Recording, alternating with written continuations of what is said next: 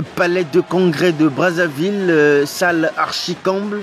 L'Union panafricaine pour la démocratie sociale a donc ouvert ce 20 novembre son deuxième congrès ordinaire, un moment décisif pour un parti en quête de cohésion et de renouveau. Entre mobilisation massive, appel à l'unité, volonté de réconciliation et hommage vibrant au président fondateur de ce parti, notamment le feu président Pascal Lissouba. Cette journée a donc donné le temps. Notre envoyé spécial en résume les moments clés de cet événement. Le présent congrès, le deuxième ordinaire de son histoire, se tient sous le thème « Militants et sympathisants de l'UPADS dans l'unité et la discipline ». Fidèle aux idéaux du professeur Pascal Lissouba, rendons à notre parti son énergie conquérante pour un Congo nouveau. 20 novembre 2025 marque l'ouverture officielle du deuxième congrès ordinaire de l'Union panafricaine de la démocratie sociale en sigle UPADS.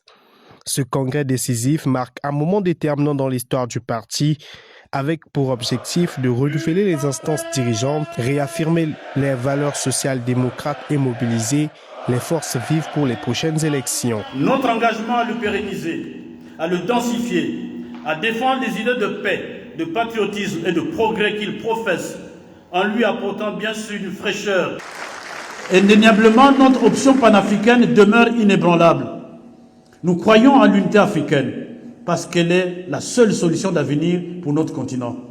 Cette thèse est si connue pour y être longuement développée ici. Voté au pouvoir par les unes au cours des premières élections démocratiques de l'histoire moderne de notre pays, l'UPADS a pour vocation de rassembler les Congolaises et les Congolais du nord au sud, de l'est à l'ouest. L'unité ne se réalisera pas sans démocratie interne, dit Pascal Tsatsimabiala, premier secrétaire du parti UPADS. Il exhorte ses militants à se conformer aux valeurs et attachements du président fondateur Pascal Lissouba. L'unité ne se réalisera pas sans démocratie interne et surtout sans la discipline exemplaire à tous les niveaux de l'échelle du parti.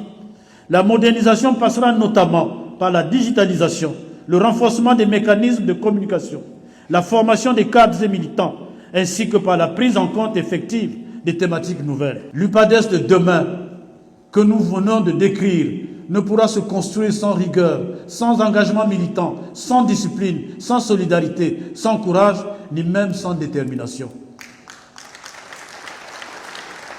Saisissons cette opportunité que nous offre notre deuxième congrès ordinaire pour prendre ce nouvel élan, pour réaffirmer notre attachement à la vision et aux idéaux de Pascal Lissouba, pour rebâtir les fondations de la confiance du peuple et pour retrouver notre place de parti moteur sur l'échiquier politique congolais.